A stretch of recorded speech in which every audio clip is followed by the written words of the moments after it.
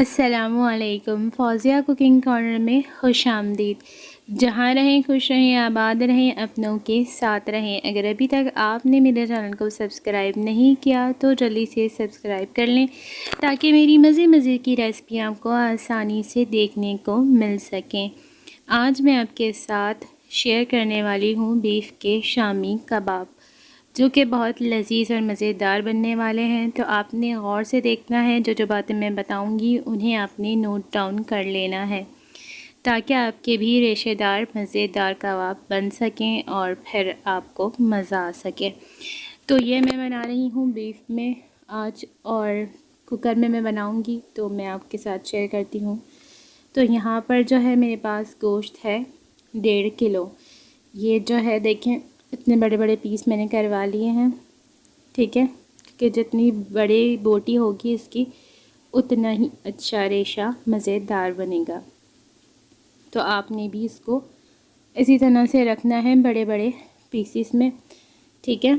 ये आपने अच्छी से बात याद रखनी है। और ये थोड़ी सी चिकनाई है, ज़्यादा नहीं है, थोड़ी सी है। तो इसका कोई वज़न नहीं है, यानी कि 1.5 किलो मेरे पास गोश्त है और ये चिकनाई मैंने वैसे ही डलवाई है। इससे इसमें ज़रा यानी कि चिपक आएगी तो वो बहुत मज़े की होगी। तो ये है मेरे पास आलू 3 पाव, 3 पाव है मेरे पास चने की दाल। तो इसको ज़रूर 1 घंटे भिगो लीजिएगा। 25 से 30 या 40 ये हैं मेरे पास साबुत लाल मिर्चें।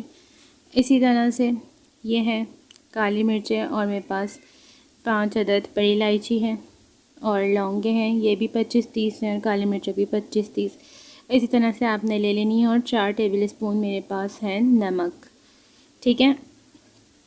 तो ये सारे लवाज़मात हैं। तो हम शुरू करते हैं इसको।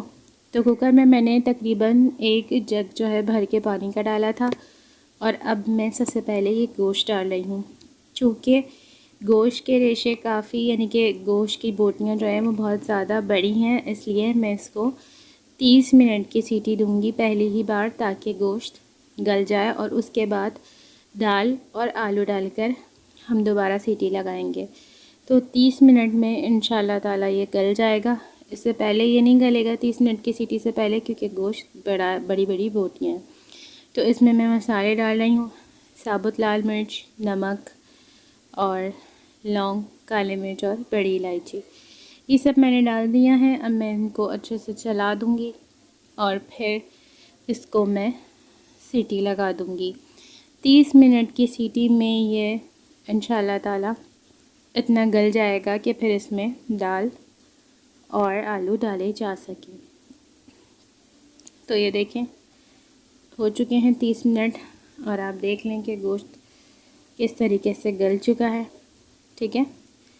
मैं आपको चेक भी करवा देती हूँ। कचरा होना चाहिए, यानी कि बस थोड़ी सी कसर बाकी है। तो इसमें हल्की सी कसर है, जो अब मैं मज़ीद 8 मिनट की सीटी लगाऊंगी चने की दाल और आलू डालकर। तो वो भी मेरे पास ये ज़रा सा जो गलावट बाकी है वो गोश्त की गल जाएगा।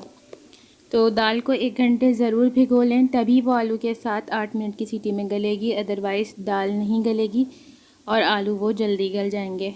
तो आपने इस बात को जहन में रखना है कि दाल को 1 घंटे भिगोना है। उसके बाद जब गोश्त में हल्की सी कसर रह जाए तो आलू और चने की दाल को डालकर 8 मिनट की सीटी दोबारा से लगा देनी है। और फिर ये देखें, ये मेरे पास तैयार हो गया है लाजमा, और पानी भी खुश्क है। पानी इसमें बिल्कुल नहीं रखना और इसे बहुत ज़्यादा नहीं गलाना। एक बात याद रखनी है कि इसे बहुत ज़्यादा नहीं गलाना। देखें दाल गल गई है और साबुत भी है, ऐसे नहीं कि वो बिल्कुल ही जूसेस निकल जाएं दाल के, तो फिर वो बिल्कुल भी आपके सही नहीं बनेंगे कबाब। ये हरी मिर्चें हैं मेरे पास 30 से 40, 4 खाने की कटी हुई। 5 से 6 टेबल स्पून अदरक है, 4 खाने की कटी हुई बारीक। और हरा धनिया की ये मेरे पास 3 से 4 गड्डियाँ हैं। जितना ज़्यादा हरा धनिया डालेंगे ये उतने मज़े के लगते हैं, और बाकी आपकी चॉइस पे डिपेंड करता है। तो ये सारी चीज़ें हम इसमें डालेंगे और सिल के ऊपर हम इसे पीसेंगे। ये देख लें आप, अच्छी तरह से पीसना है ताकि दाल और वो सब चीज़ें मिक्स हो जाएं। तो इसमें मैं 3 अदद अंडे भी डाल रही हूँ, ठीक है, क्योंकि ये 1.5 किलो है तो आधा किलो गोश्त में 1 अंडा डलता है, तो उस हिसाब से 1.5 किलो गोश्त में 3 अंडे। तो इसको आप सिल पे पीसेंगे तभी रेशेदार बनेंगे, अदरवाइज़ आप मशीनों में, इलेक्ट्रिक मशीनों में या वैसे जो हैंड की होती हैं उसमें आप करेंगे, ये मैं अदरक डाल रही हूँ, तो रेशा नहीं आएगा। रेशा आएगा सिल पर ही पीसने से, जब मेहनत करेंगे ही तो ही राहत मिलेगी। तो अब ये हैं हरी मिर्चें, बारीक बारीक काटना है इन सब चीज़ों को, और आखिर में ये हरा धनिया, इसको भी थोड़ा सा काट लेना है। अब हम इसको अच्छी तरह से मिलाएंगे, तो उसके बाद कबाब बनाएंगे और उसके बाद मैं आपको फ्राई करके दिखाऊंगी। तो हमने अच्छी तरह से मिला लेना है ताकि अंडा, हरी मिर्चें, अदरक, हरा धनिया ये सब अच्छी तरह से आपस में मिक्सअप हो जाए। अगर आप चाहते हैं कि 1 मंथ तक आप इसको डीप में सेव कर सकें कबाबों को, तो फिर आप आलूओं को अवॉइड करेंगे, क्योंकि आलू बहुत ज़्यादा अरसे तक इसे सही रहने नहीं देते, कबाबों को वो पिचपिचा कर देते हैं। तो ये याद रखिएगा।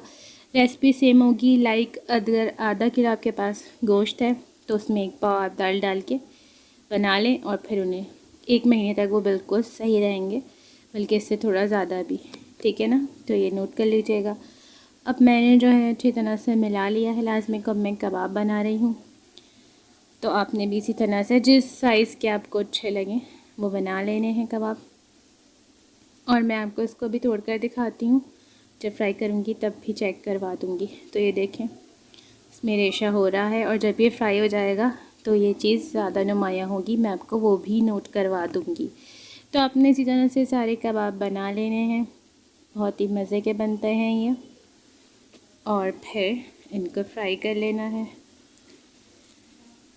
तो मैंने देखें इस तरह से बना लिए हैं। अगर आप और बड़े बनाना चाहते हैं तो बना सकते हैं, या अगर छोटे बनाना चाहते हैं तो छोटे बना सकते हैं, ठीक है। तो फिर आपको सारे बना लेने हैं इस लास्ट में से।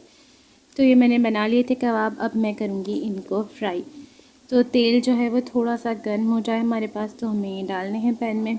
वैसे तो बेसिकली इसको जो है वो तवे पर करना चाहिए, क्योंकि जब हम तवे पे करते हैं कबाब को फ्राई, तो हम जब साइडों पे लगाते हैं उसे, तो वो एक्स्ट्रा जो ये तेल है वो जो है आराम से निकल जाता है, और फिर जब हम कबाब खाते हैं यानी कि खाए जाते हैं तो उसमें तेल नहीं होता। अभी मैं आपको पैन में करके दिखा रही हूँ, मगर ज़्यादा अच्छा है कि आप तवे के ऊपर करें कबाबों को, तो वो बहुत ही यानी कि तेल से पाक होंगे, यानी कि तेल जो मुंह में आ रहा होता है वो चीज़ नहीं आएगी। ये भी एक ट्रिक है जो मैं आपके साथ शेयर कर रही हूँ, ठीक है।